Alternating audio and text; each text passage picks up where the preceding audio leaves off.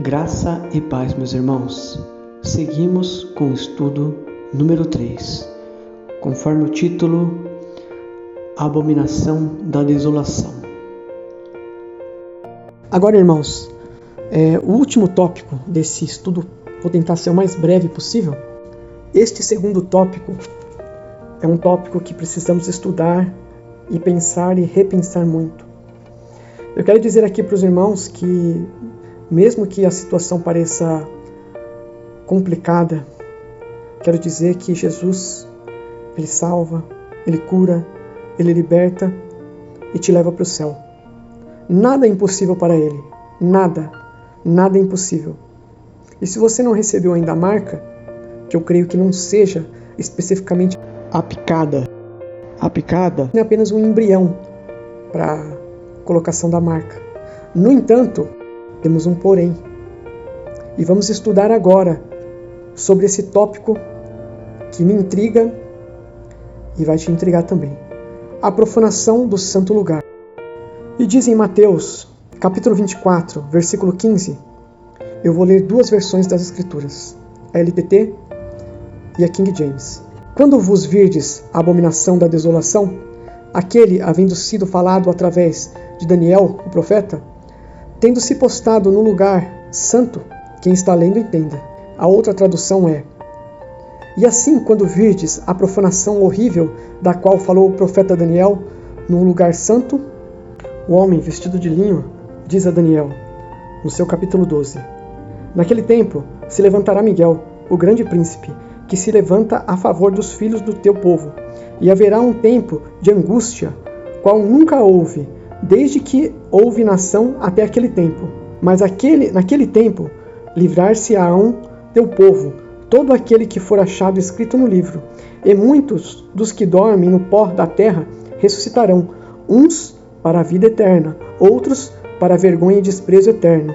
Os que forem sábios, pois, resplandecerão com o fulgor do firmamento, e os que muitos ensinam a justiça, como as estrelas, sempre eternamente. E tu, Daniel, encerra estas palavras e sela este livro, até o fim do tempo. Muitos correrão de uma parte para outra, e o conhecimento se multiplicará. Então, quer dizer, essas palavras seriam para o final dos tempos. Em outra tradução de Daniel, diz, e ele disse, vai, Daniel, porque essas palavras estão fechadas e seladas até o tempo do fim. Agora, irmãos, muitos serão purificados, limpos e refinados, porém os maus agirão malignamente, e nenhum dos maus entenderá, porém os sábios entenderão. E desde o tempo em que o contínuo sacrifício for tirado e posta a abominação assolará, haverá 1290 dias. Agora, irmãos,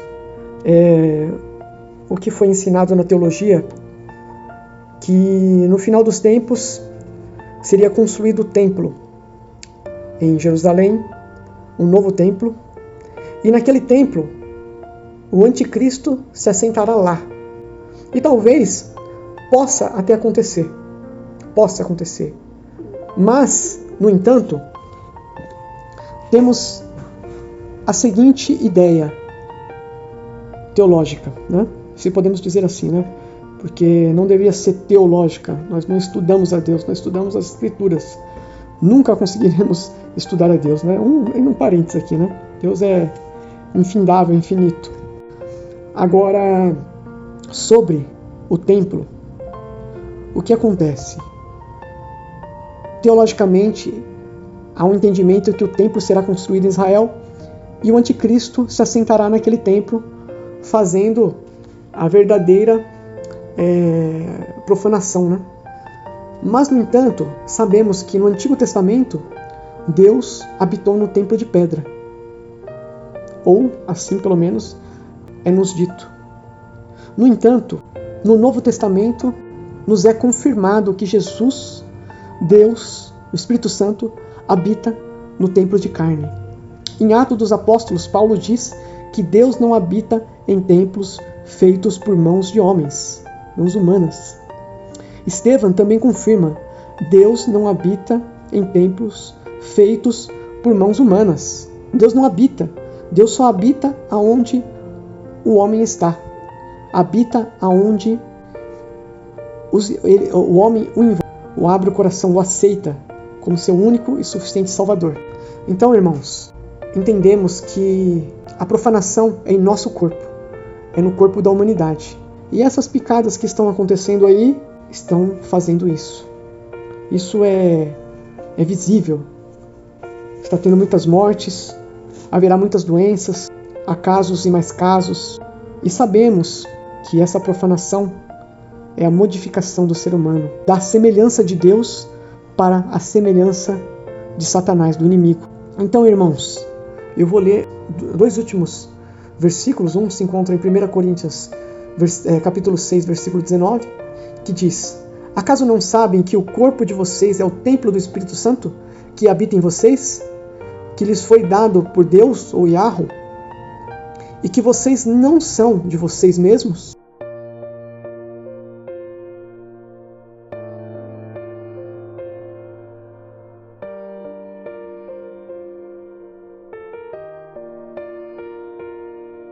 E também, em 1 Coríntios, capítulo 3, versículo 17, diz: se alguém destruir o templo de Deus, de Yahweh, o Altíssimo destruirá, pois o Altíssimo destruirá o templo de Deus, que são vocês, e é sagrado.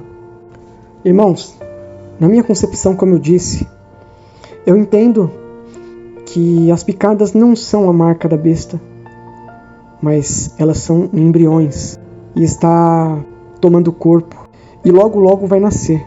E o nascimento dela vai ser a marca da besta. E essa marca, quem não aceitar, não poderá vender nem comprar, para que ninguém pudesse comprar nem vender, a não ser quem tivesse a marca, que é o nome da besta e o número do seu nome. A prova de que o templo que está sendo falado tanto em Daniel e Apocalipse é o nosso corpo, o próprio Jesus diz: derrube esse templo e em 3 dias eu o levantarei. Então, irmãos, vocês estão vendo, quem não tiver a picada não está podendo viajar. Alguns gestores públicos estão querendo que as pessoas que não tiverem a picada não podem entrar em lugares públicos, em escolas, faculdades. Isso já acontece no mundo. Na Austrália, um rapaz foi preso. Na Austrália é o pior caso de perseguição para essa picada. Eles estão correndo atrás das pessoas, vacinando compulsoriamente. Estamos à porta do Apocalipse. Jesus está à porta. Irmãos, vamos nos arrepender, vamos nos apegar ao Senhor Jesus, vamos orar, vamos nos achegar a Jesus, porque o tempo final está breve. Breve Jesus virá e precisaremos de toda oração, de toda fortificação.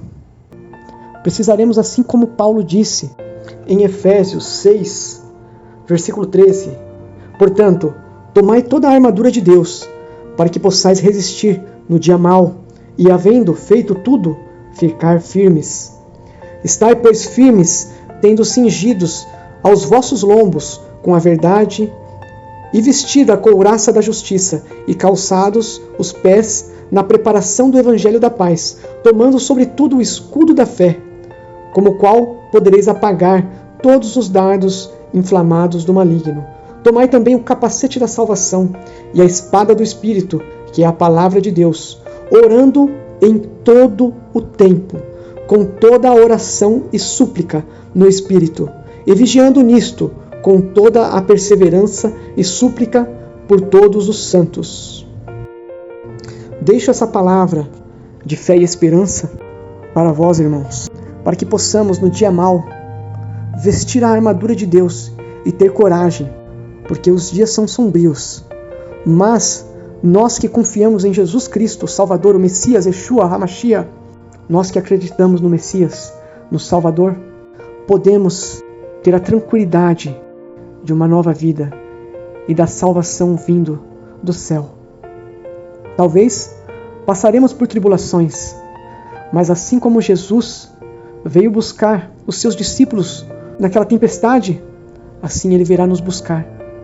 E teremos a promessa de salvação cumprida em nossos dias, segundo a vontade de Jesus. Eu glorifico a Deus por isso. E eu creio que você também pode glorificar. Amém? Vamos nos revestir na armadura da salvação, pois a vinda dele está próxima. Amém? Graça e paz, irmãos.